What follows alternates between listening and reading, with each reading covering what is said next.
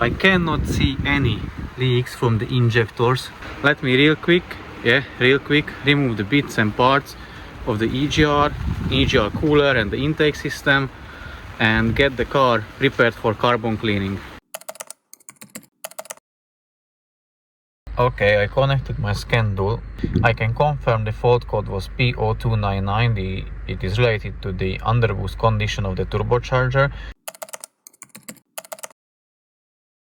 This cannot wait. I need to show you. I hope you will be able to see it.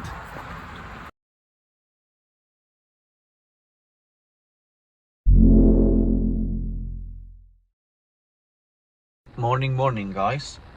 The client just dropped off his Mazda 6 Series 2.2 Skyactive diesel, which came for carbon cleaning, but I just came back from the test drive, and he also mentioned that he didn't have any fault codes so far, but like recently the check engine light appeared and accompanied with the SCBS malfunction light as well on the right side of the dashboard. So I took it for a test drive, and what he told me and what I noticed as well, so the car doesn't really pull on the lower RPMs. It starts pulling from, let's say, 2,500 RPM. And he also told me that he's got the P299 fault code, something like that, which is a turbo related, a turbo wastegate related. The best scenario would be for him if that's the exhaust pressure sensor, which I will test. I'll scan it for codes myself with my tool, my diagnostic tool, and let you know, confirm it which code he has, and we'll check the live data later. But I just wanted to do a quick video intro for this one, for today's job. So basically a carbon cleaning, and then obviously diagnosing the car, what I see, what I notice, what I can tell him, or what needs attention in the future. Well, at the moment he's got the check engine light on, no SCBS light on, so that's good. What can happen as well, the broken off rivet can trigger the same fault code, but very likely if that happened, or that would be the case, he already have noticed it, or like he must have heard some scratching noise or something like that, or because that I'll remove the charge pump. From there I will see if the rivet is broken or the flap is still in place, intact. I will open it and stick down the camera and check the propellers of the turbo itself, so how that looks like.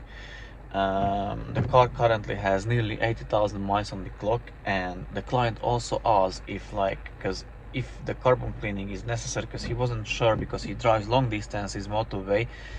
And I told him that yeah, unfortunately on these Mazdas it is necessary, because it will be clogged up with carbon. I wanted to see myself as well.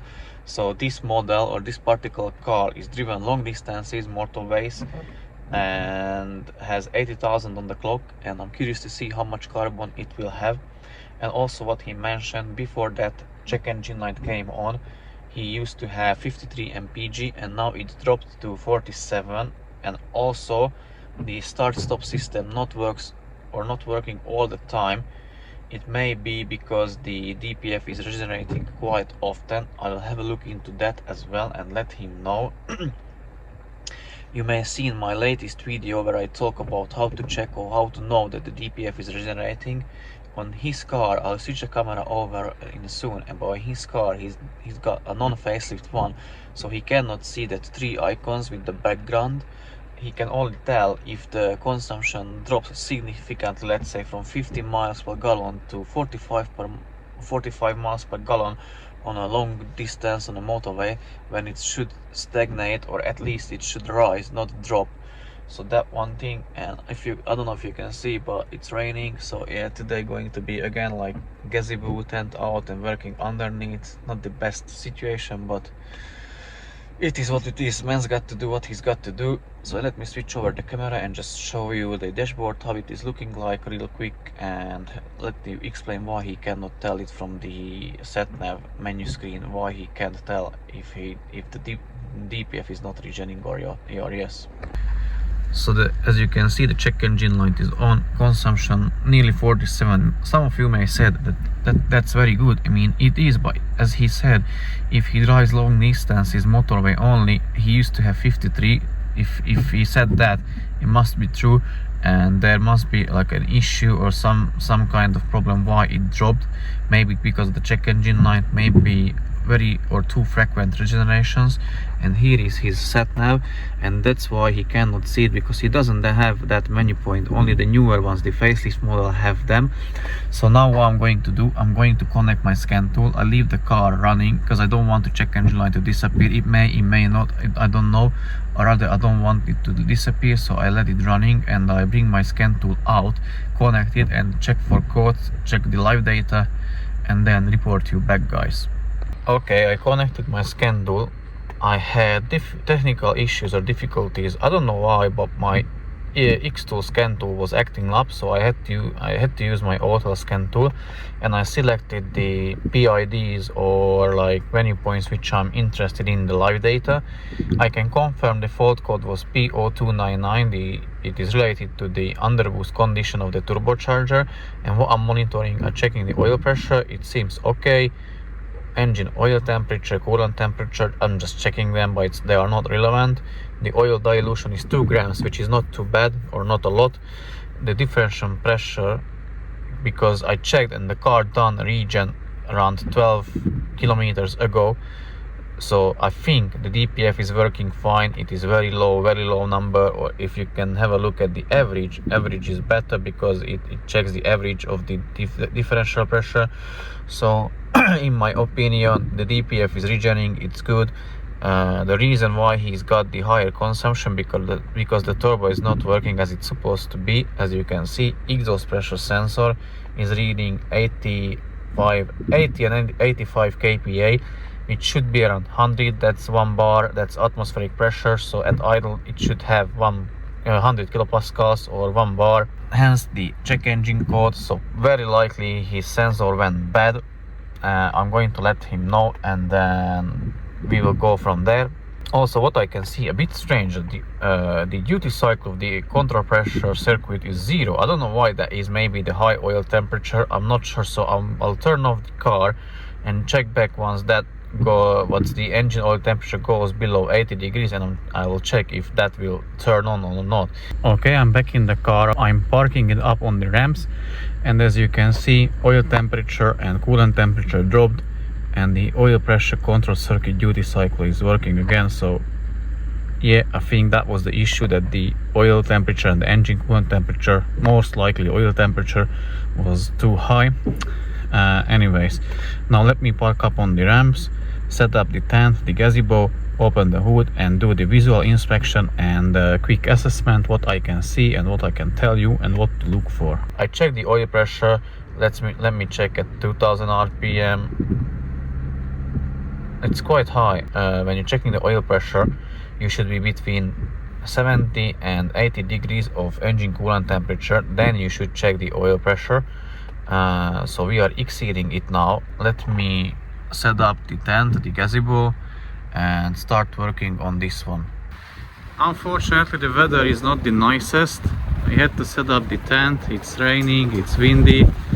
I removed the engine cover, and I cannot see any leaks from the injectors or around the injectors, so it's very good. I recently bought this Milwaukee lamp. It's very good because it's quite bright. Let me turn it on. So it's a great help. And as I said, the exhaust pressure sensor can be bad. As I can see, it is still the old one. So I let the owner know. I think that needs replacement, and so it will solve him the issue with the turbo.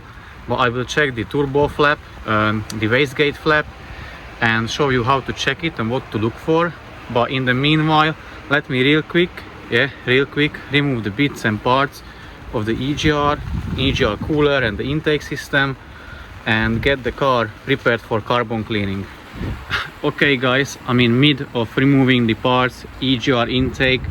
I got this far. As you can see, I removed the charge pipe, and as I told you, I wanted to do the inspection later on when I removed all the parts, but this cannot wait. I need to show you, and I need to let the owner know. I need to call him straight away after I record this on video and show what I found.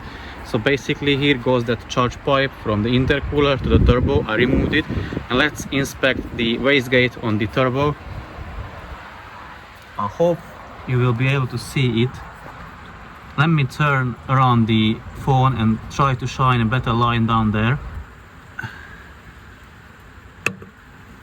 Hopefully you can see that the rivet is broken off from the from the wastegate, and the flap is loose. And try to record and zoom in on the turbo, but I'll put down the bore scope to the end and inspect it with it, how it's looking like. But it's not good news. Let me try to record it on my phone without the flashlight. Okay, so here we are on the phone without the flashlight. What you can see, the flap is off, the rivet is missing. A bad thing is that rivet has to be found. Let me check the turbo, if I can zoom on it. I think the propeller is damaged. So yeah, I need to let the owner know. A very bad thing that this happened, and another worst thing is that the rivet is missing from here. So it can be either down that way, either down that way or back to the intercooler. It will be tough to find it out. And yeah, a few more insight on it. Like, I've heard some people say you can replace that thingy, that wastegate flap, with the turbo still on the car. It may be true. Someone, I think, have done it, but I'll be honest with you completely, I won't do it, wouldn't even try. There is so limited space down there, you cannot see there, you don't know what you are doing. So unfortunately, this is either, like, again, some may say you can remove the turbo, and yes, definitely you can remove the turbo when the engine is still in the car, but it's definitely easier if you remove the engine and you can work around it with lot of space. So I'll need to contact the owner. I'll stop with the removal of the parts from now, because obviously I'll pick up the flap, remove the flap from there. But yeah, I'll need to contact the owner, stop with everything and discuss it with him what's going to happen.